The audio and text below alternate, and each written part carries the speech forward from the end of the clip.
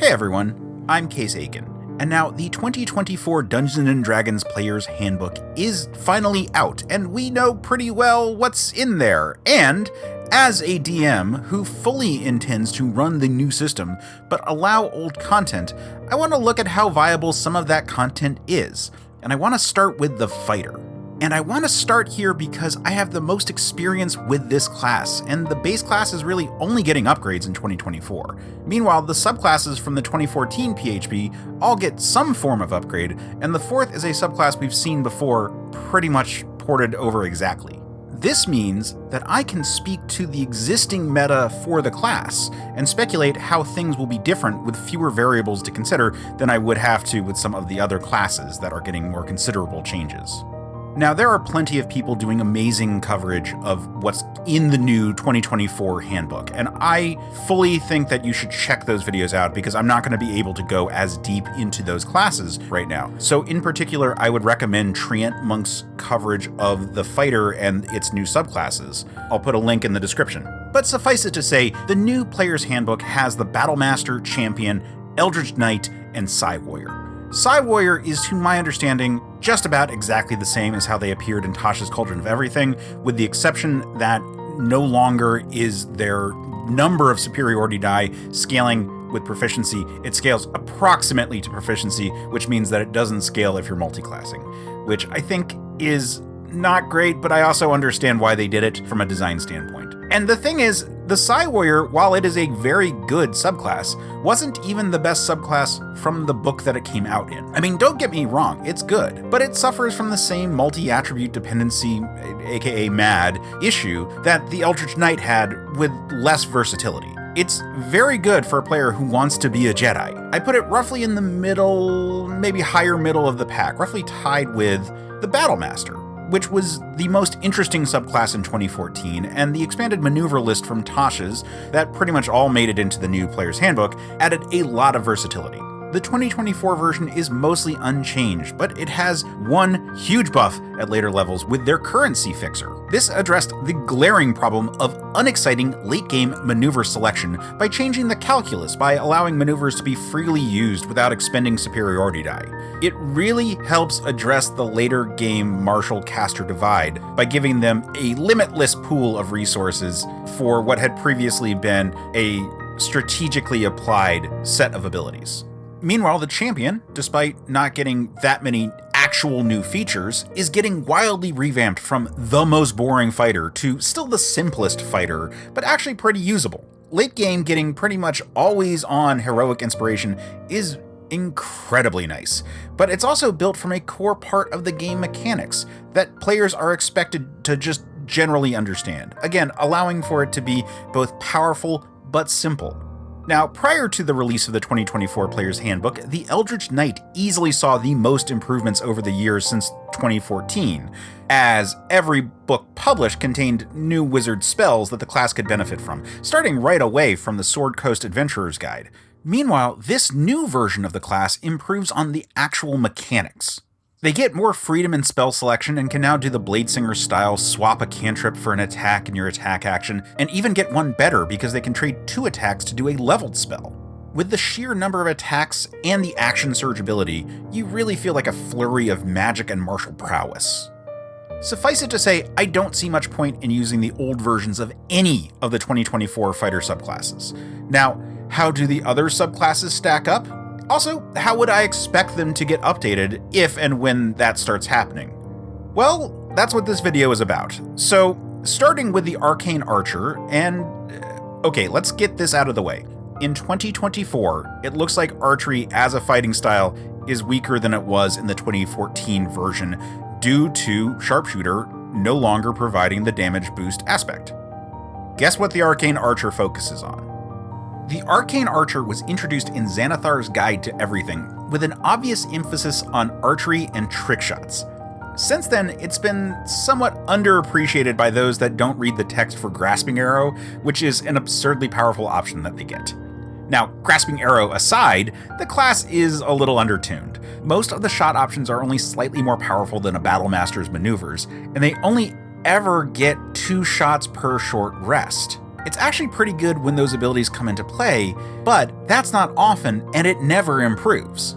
Compared to the 2024 specific options, the Battlemaster can do more trick shots as an archer, and the Eldritch Knight is great at doing both arcane and archery, just not at the same time.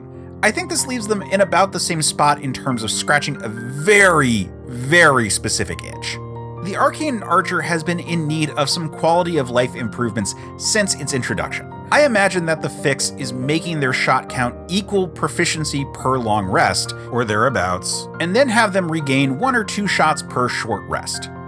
It would also be nice if their saves were not predicated on a stat that is traditionally a dump stat for the class, i.e. intelligence, or at least let us pick the stat to make multi-classing more of an option. So while the Arcane Archer provides unique options for fighters looking to shoot stuff and have some magic flavor, its position has slipped slightly because other subclasses have improved, and they are locked into a fighting style that has gotten worse. Still, it's a viable subclass, but less appealing, and it wasn't doing so hot to begin with. Moving on to the Banneret, aka the Purple Dragon Knight, and this was a pretty disappointing subclass when it was released that never got improved. The core idea is one I love. It's for a subclass that is all about being a party buffing fighter. It does this by providing buffs for allies when you use core fighter abilities like Second Wind or Action Surge. Now, there are 2 problems with this. One, those buffs aren't particularly big. For example, their ability to heal others with their Fighter Second Wind ability, which is the only thing they get at level 3, provides negligible health when it first comes online. And 2, being built entirely on the existing abilities of the fighter results in a rather unexciting gameplay loop. Speaking as someone who has played a PDK quite a bit, you are basically playing a subclassless fighter with some rider effects, ones that I constantly forgot I even had. In games I run, I house rule Purple Dragon Knights to get Bardic Inspiration at 3rd level as if they were a Valor Bard, with Font of Inspiration coming online at 7th level. This gives them more of that Warlord flavor without fully reworking the class. The Purple Dragon Knight actually got some small buffs with the 2024 fighter update, because those core fighter abilities that it relies on actually all get more uses. It's not enough, however, to make this an interesting class. Were I to guess at an update, I'd expect it to be something like the Musician feat, giving out some number of heroic inspiration on short rests. Maybe also buff their existing abilities like boosting the heal on Second Wind, or letting them trade attacks for allies to move, or maybe even just get additional uses of those core fighter abilities like an extra Second Wind and an extra Action Surge. As it is, it's hard not to just recommend a Battlemaster instead. They always could do some of the leader-type actions with maneuvers, and the 2024 version has an even easier time, even before maneuvers become essentially at will at 15th level. Alternatively, if a player is looking for a simple base fighter, the champion has always been mechanically better, and now actually feels that way too. Long story short, the Banneret/Purple Dragon Knight is the weakest fighter option, and the 2024 revisions just make that truer. Thinking about the Cavalier, I recall the lengthy playtest process the subclass went through. Then, their subclass abilities were fueled by superiority dice, like Battlemasters. The finished version uses its own ability pools, but the concept remains roughly the same. That concept is being the tankiest of fighters. Basically, the fighter subclass that is locked into melee. Just like how the Arcane Archer was locked into archery. And hey, melee actually is a little better in 2024. To deliver on that concept, we get the usual sticky tank ability to force enemies to attack you or have disadvantage when attacking others. Nice! The rest of their abilities are fine. Oh, and they get a few ribbons for mounted combat, but those are not an important part of the class. The Cavalier was an okay dip, if you were dipping fighter anyway, but it didn't measure up to the 2014 Battlemaster, let alone the 2024 version. If you are building a tank and dipping 3 levels of fighter and don't have a better reason to go with another subclass, Cavalier is fine. I imagine updating this will involve more uses of their abilities, which are currently very few, for sure. Pie in the sky wish they'd get a scaling mount akin to the Beastmaster 2024 Animal Companion, but I highly doubt that would happen. Meanwhile, a wild fusion would be just to combine the Cavalier with the Purple Dragon Knight and just make this D and F students combined grade equal a C. I'm always here for a tanky support unit, and that would at least do that. But as it is, I'm probably just going to recommend most players just go with a Battle Master.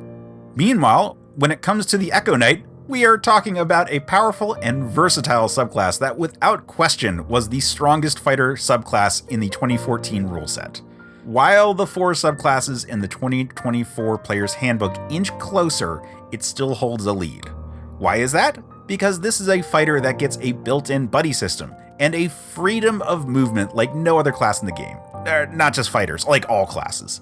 It's commonly banned, both because of its source being the semi-first party Explorer's Guide to Wildemount, and also because of its just pure raw potency. However, I would argue that DMs who do, in this case, just don't like marshals getting nice things. But then I'm a DM who used to ban full casters in Pathfinder games, so take that all with a grain of salt. I understand I have my own biases.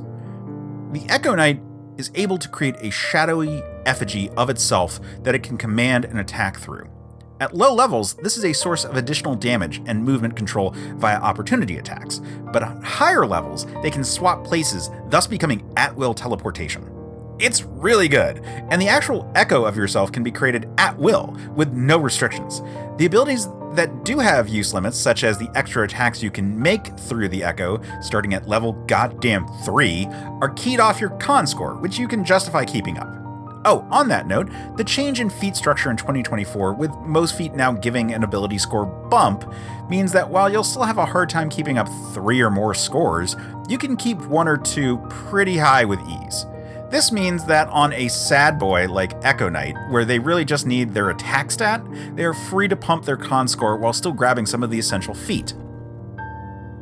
So how do the 2024 subclasses stack up? Well, the Echo Knight is still better than all of them. It's not even close. The Eldritch Knight crawls closest with their shared arcane flair and magical versatility, but the Echo Knight remains the king of fighters.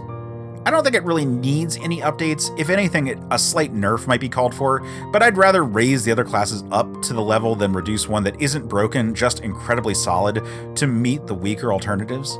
But if I were to nerf it, I'd say start with making Manifest Echo a limited use ability, but I'd make it a lot of uses, like proficiency or con bonus per short rest. I feel like that limits some of the potential abuses by preventing spamming of the Echo, while still allowing for it to be a regular part of your gameplay routine. Next up, we have the Rune Knight, which is another traditionally great fighter subclass. In this case, it has 2 main shticks. 1, growing big, and 2, having magic runes on its gear. The growing big part provides some combat benefits, and you get a good number of uses per day. However, that is not the reason you should take the subclass.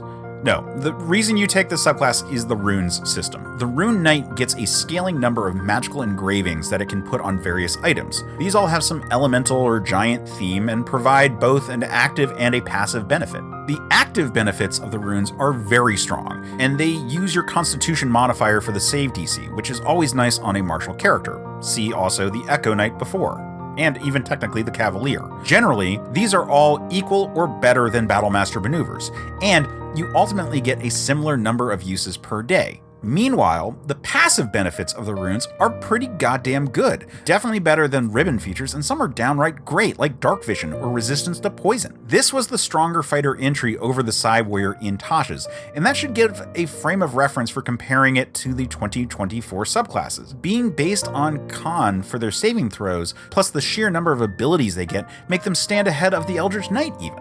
And the bigger effects from the runes, not to mention all of their other abilities they get, puts them ahead of the Battlemaster. Now, while the Rune Knight faces a couple of action economy bottlenecks, particularly when it comes to having multiple competing reaction abilities, they remain the second strongest fighter subclass.